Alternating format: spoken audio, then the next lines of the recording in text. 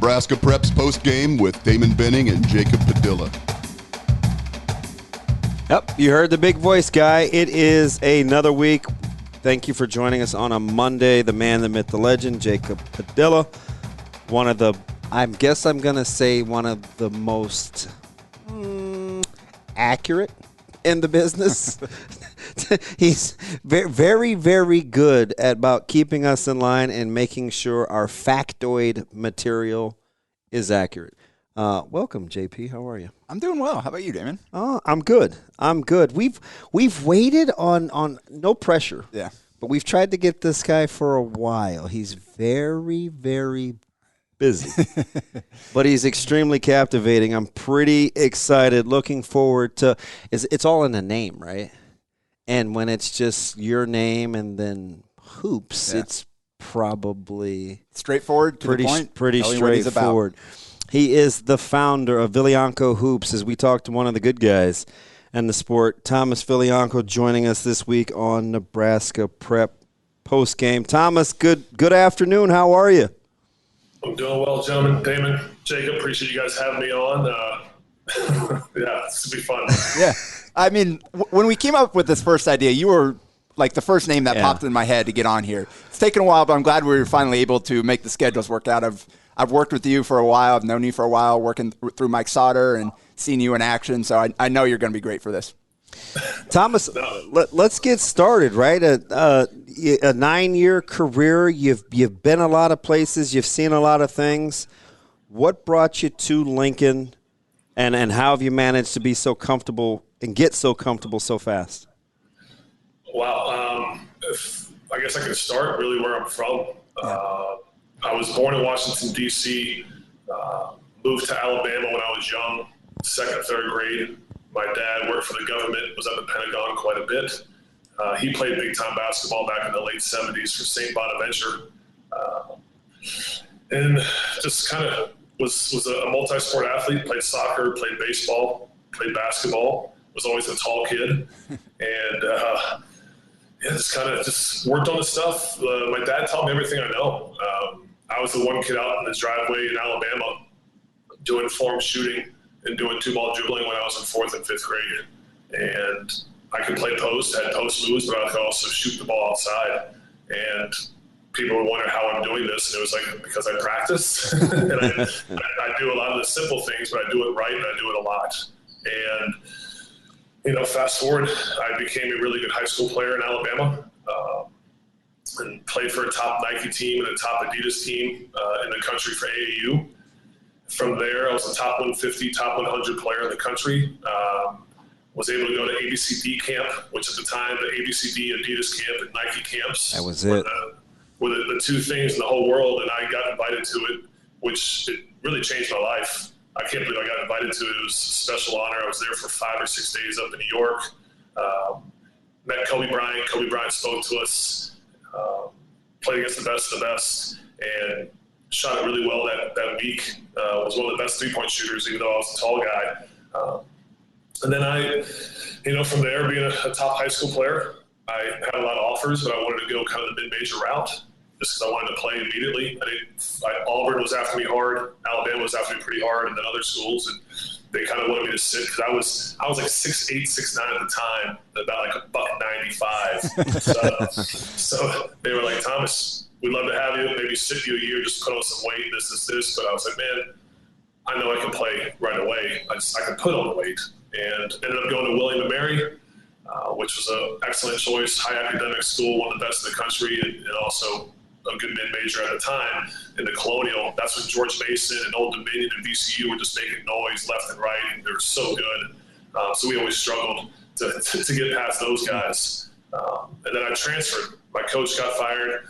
A few of us transferred out, and I went back home to Alabama to Birmingham Southern, which was Division I at the time. Now it's Division III. The whole fiasco happened with the president turning it into a Division III school. But when I was there, we played Winthrop. Winthrop was in our conference. That's when Winthrop went on that huge run and was going toe-to-toe with Gonzaga for like 3 or 4 years. Greg Marshall was there.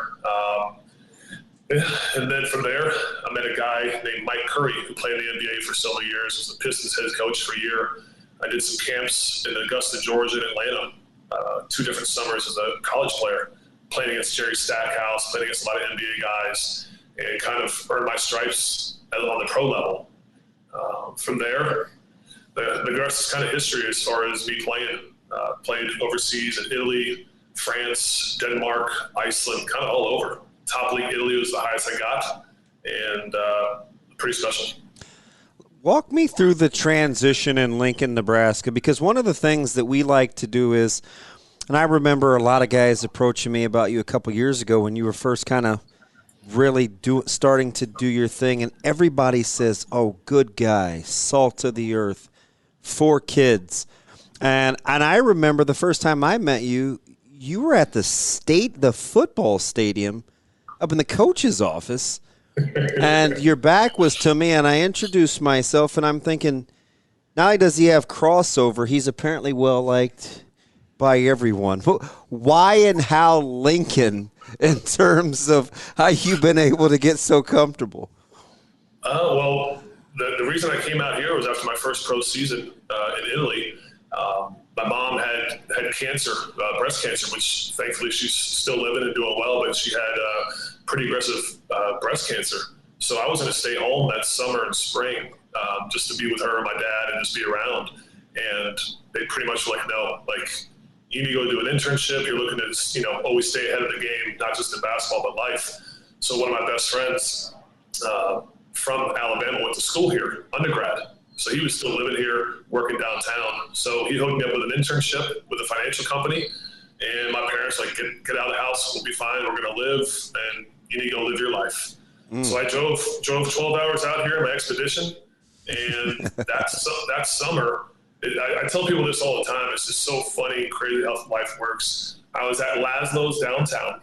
I was eating. I'm old school. I was reading the paper, having a salmon salad. I'll never forget. And drinking the water. And like these 4 or 5 ladies come up to the bar, and they're just kind of being loud. I'm like, hey, how you guys doing? And this lady's like, hey, you're tall. You want to arm wrestle? True story. Arm wrestle. What the? And I'm like, arm wrestle? Like, is this like a joke? Am I like on some hidden camera show? And she's like, no, for real. You want to arm wrestle me? You look like a strong guy. I'm like, I don't arm wrestle people. Anyways, have a nice night. So I'm just kidding. Do you mind training my boys? And I was like, in what? And she's like, in basketball. And I'm like, I don't do that.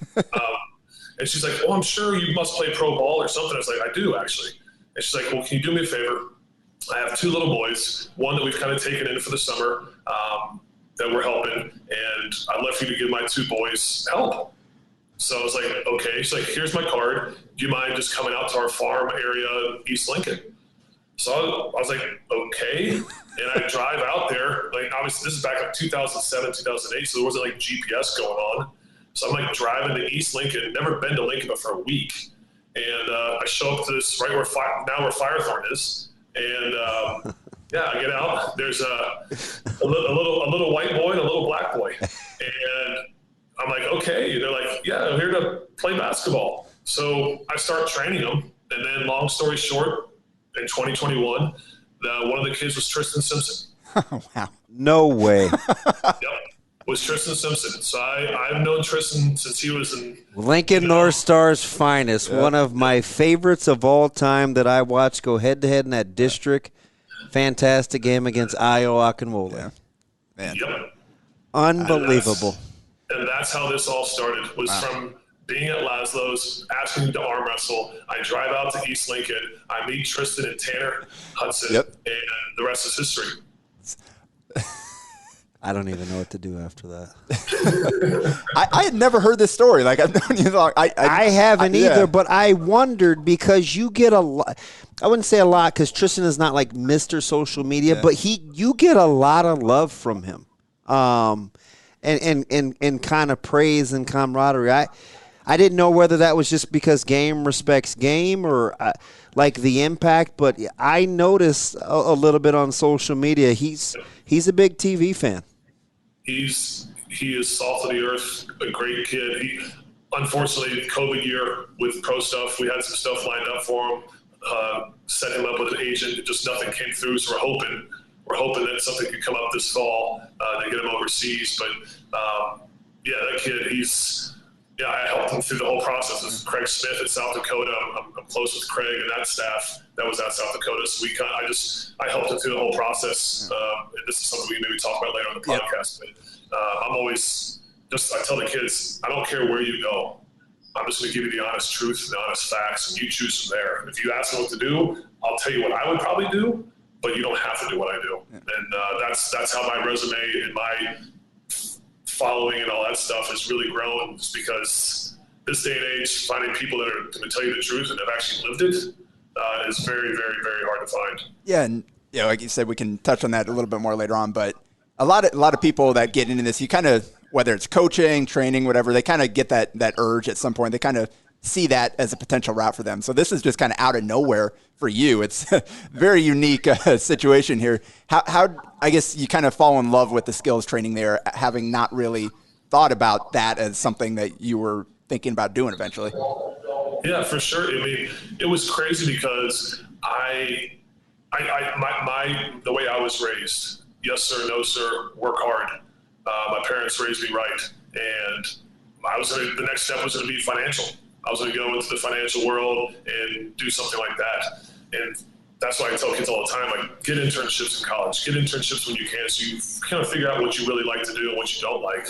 And through all those internships for pretty much 9 summers, I realized, like, man, I don't want to sit in the cubicle the rest of my life when I've been able to save money and invest and be smart with my money.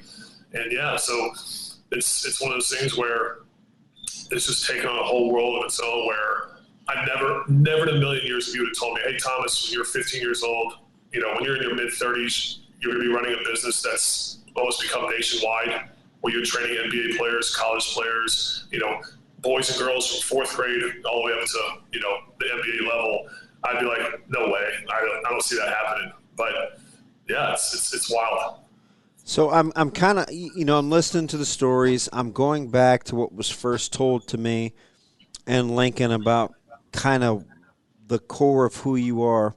How do you blend, or how would you rate the level of importance between know-how and experience versus being just good-natured? Because your ability to connect with people may be your greatest strength, although skill development is kind of what you do. Man, that right there, Damon, is why I've had I want to say so many, I don't know what so many would be, but I've had a lot of people over the years, especially since I stopped playing pro ball 5 years ago, asked to join VHoops and be a part of it. And I've said no. And the goal has always been to have people like Tristan, Mitch Hahn, Sam Griesel, Morgan Molly, Jess Shepard, Riley Jensen, I can just keep going on. Have those people help me, because they've been through workouts with me and we've become friends and very close friends. That's why it's so hard to do this, because you have to know your stuff, but you also have to have that personal touch and be real and genuine. And like for me in a workout, I'm able to sit there and teach something and have the parents understand it and have them sitting in and listening while I teach. They can ask questions, and then when we get done, we can talk about, hey, what restaurant are you going to tonight? And just having that personal connection, because like I said, I was raised correctly. My dad always had me around people older, learning, shaking hands, and understanding that. So it just becomes very natural for me, where I've noticed it is not for most people. So yeah, I don't know if that helps answer. You mentioned Griesel. I did a broadcast. They were playing Millard West. He was a freshman. Did his coming out party with McPhail. McPhail was kind of our featured player of the game in the backcourt, and Griesel kind of stole the show. He was with Jansen, just a guy at a young age that had poise and presence. Where do you kind of rank those attributes when you're looking at, because the aforementioned, the Jess Shepards, in particular Tristan Simpson, some of the attributes that they have are the way that they carry themselves as athletes that has kind of led to some of the productivity of their game. Direct correlation there for you? 100%. And that's where, for me, Damon, it's almost come to a point now where I only want to train kids that have it here and have it here. Right. And there's been plenty of times where kids will be like, hey, can I come in for a workout? And I know right away they just want to come in for one workout so they can post it on social media or have some kind of whatever. And that's not how I do business. I mean, there's been plenty, like Isaiah Roby, for example. We'll talk about him, but I mean, I've worked with Isaiah, I don't know how many times, 100 plus. You know, I've helped him get financial set up, all the important things. And I've probably posted him and I working out, I don't know, a few times. You know, like that's not why I do it. Try to have real relationships. You know, it's like Sam Greasel. You talk about him, Damon. I know you're a huge fan. We've talked about it. The way Sam came into my gym, this is a true story. I was at OSA and for their tryouts, and Bob and some of those guys asked me to come up, and usually I'm not around for it because it's right after the state tournament. I try to go home or something to Alabama. And I was like, you know what? I'll be coming up there. And I had not been working with Sam yet. And they're playing, going after it, doing stuff. And he goes down, gets the loose ball, and goes up for, I thought, a dunk. And he goes up and kind of lays it in, just kind of soft. And I was like, man, like that's not good. Like that's not good at all. Like this kid's supposed to be a Division I prospect. Like he can't even go up and flush it like that. Like he needs to be more aggressive. So he gets done, like he gets taken out or whatever. And I was like, hey, which one's Sam's dad?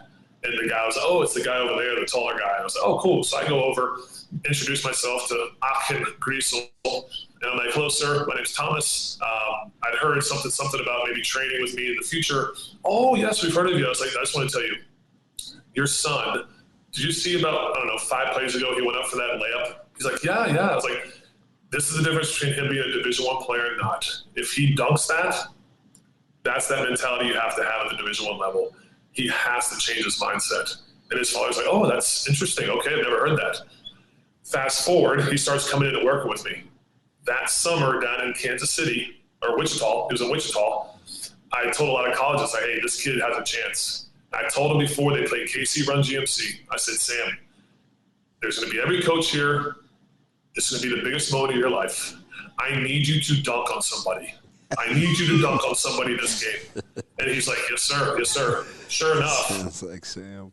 Gets a fast break, dunks on 2 dudes, 2 guys fall down. My phone is just blowing up. And we joke about it now because Sam's like a little brother to me. And we always talk about those 2 times. I would say, and down in Wichita, 2 moments that changed his life forever. And for those that don't know, Sam started out on the second team at OSA that summer and got pulled up and went from that to playing at a really good school at North Dakota State. So, and that's kind of, you talked about that switch flipping there, that mentality. Like by the end, from the spring to the end of the summer, he was a different player, and he took advantage of his opportunity there. And guys like that, it's so cool to see. And you mentioned Isaiah Roby. What's it like for you seeing him out there getting these opportunities now? And it seems like every game, the OKC account's tweeting out a dunk of his or something like that. What's it like for you, having been there with him through the process, to see that work paying off for him?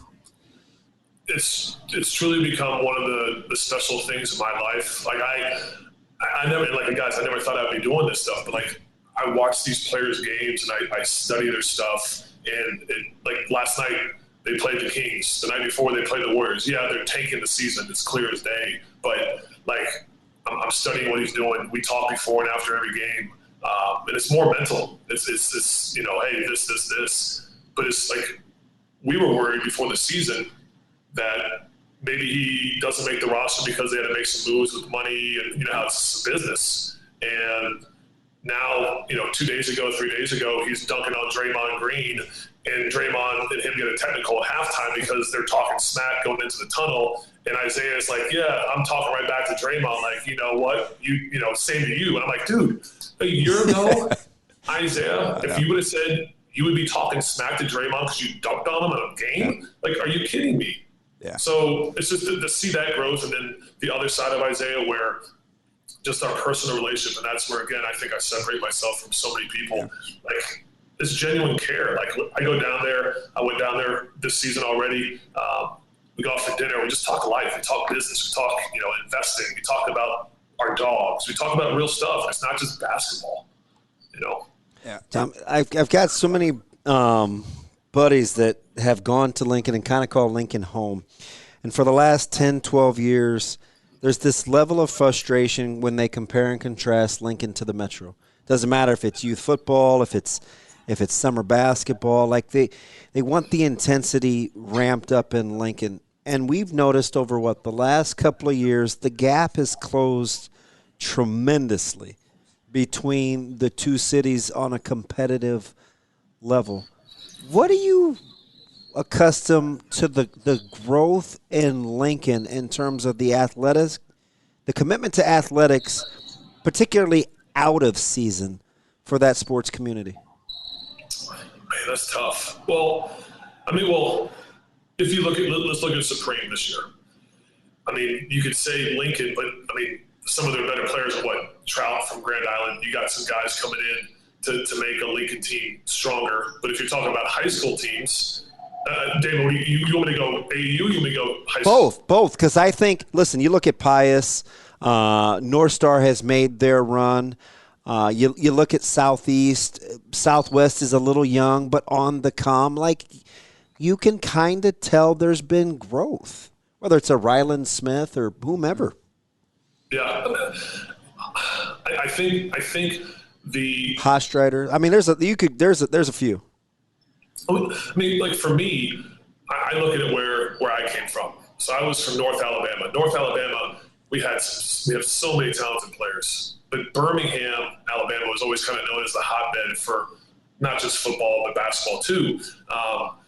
But once you started playing more of these guys in AAU, and then you start seeing more of them, it's not that big of a fear anymore, if that's maybe it. Yeah. So you watch the state finals game, okay, these guys are human. They're good, but they're not that much better than me.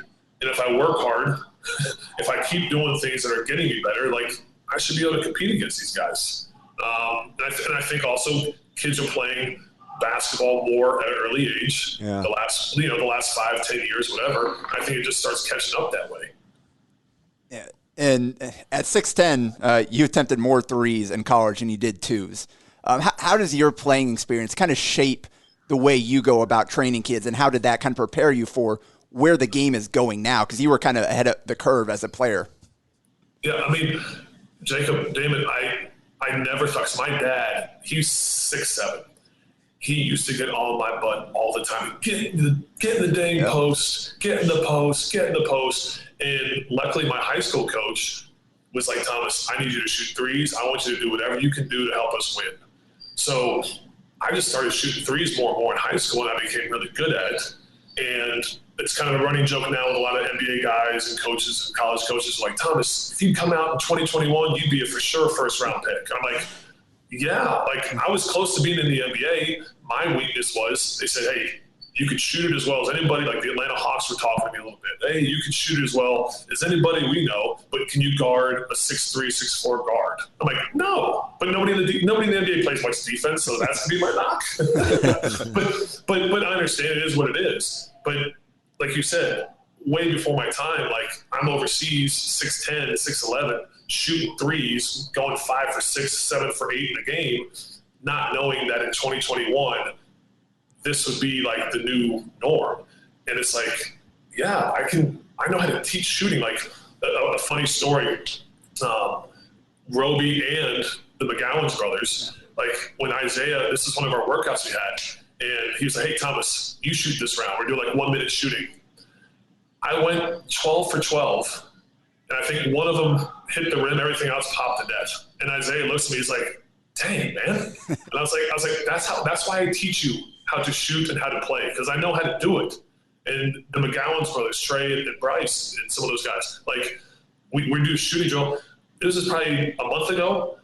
We're just shooting. They started talking crap to me, come on, old man. I'm like, all right. I made 19 threes in a minute. And they're like, dang, man. I'm like, guys, I told you, I know how to shoot.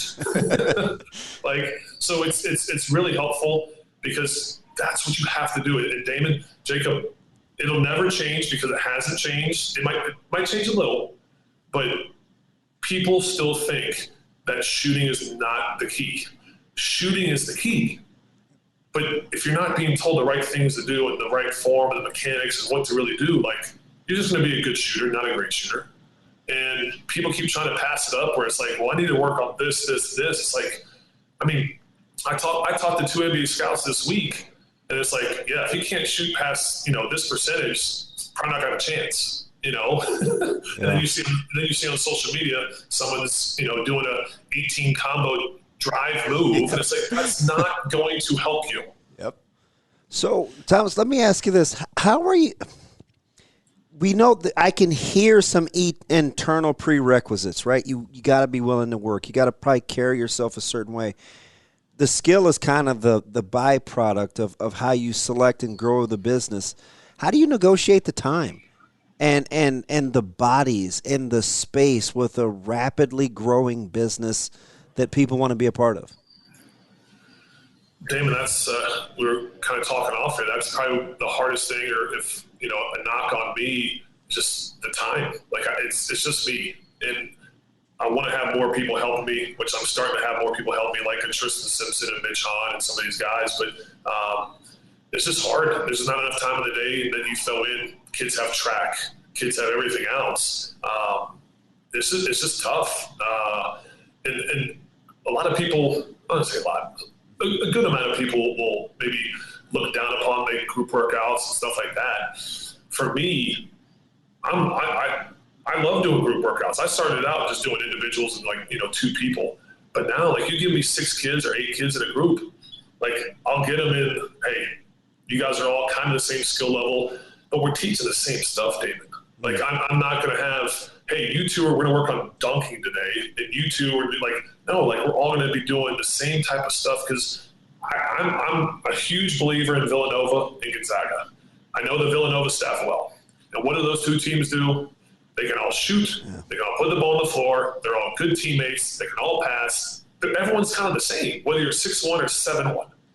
And that's how I'm like, hey, you guys all got to be able to do the same thing. So that's kind of how I've tried more and more to get more kids in the door, where I have to tell a lot of people I can't. It's just like, hey, you can come join this group.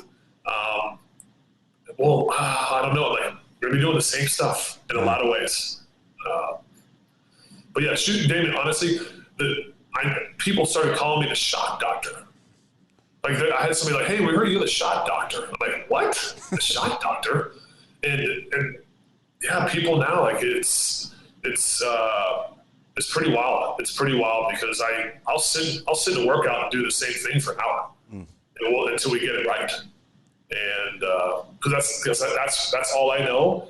And the people that I've looked up to my whole life, that's how they trained, and it worked for all of us. So why change it? You mentioned the McGowan's brothers. For the Hail Varsity Husker fan listeners out there, what can they expect to see from Bryce coming up here this next year?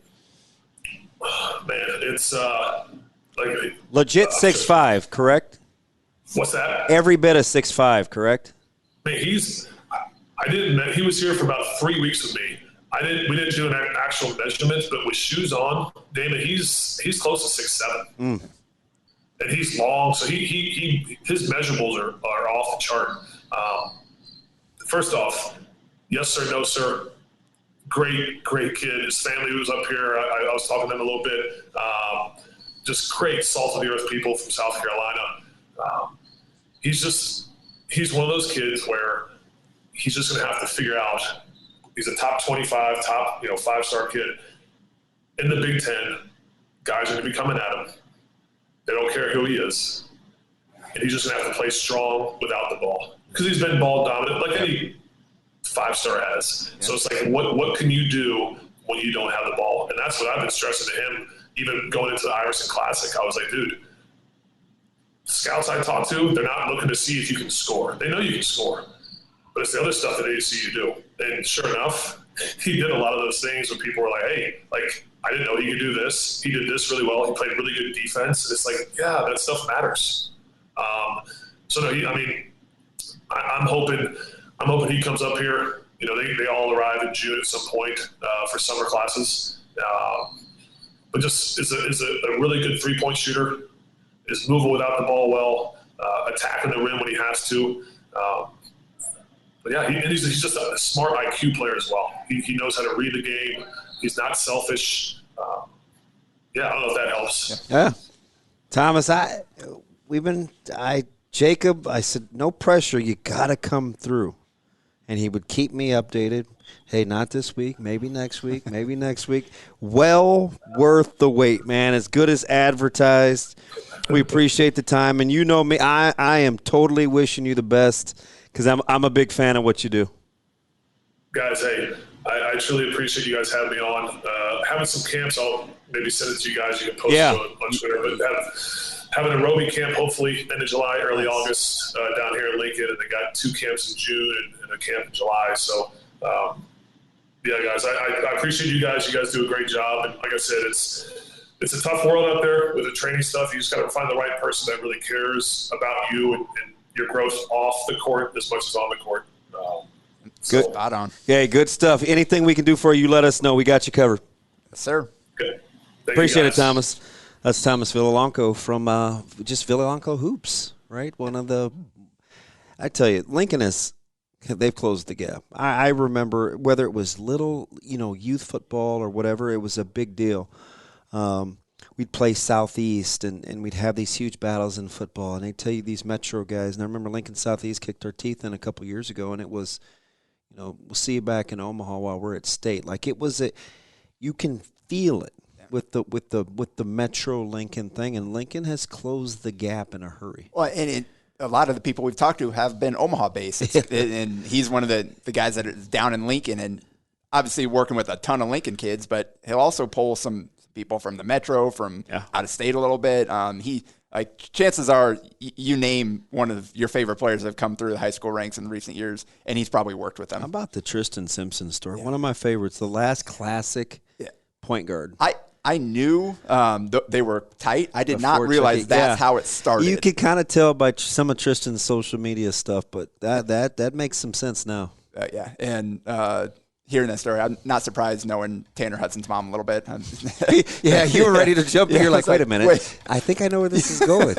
Are those 2 kids? Yeah, but awesome story. I'm glad we hear that. Like I said, I hadn't heard that before. I've known Thomas since 2013, 2014. The Top 50 Showcase thing Sauter and I did for years. He's a guy that does the skills work through all that. So McPhail times 2, Greasel, Jansen. Wasn't a bad run. And then he crosses schools to North Star, the bunch. One of the best in the business. That's Nebraska Preps Postgame. We appreciate you. That's Jacob Padilla. Make sure you don't miss us next week. We're back. A Hurrdat Media Production.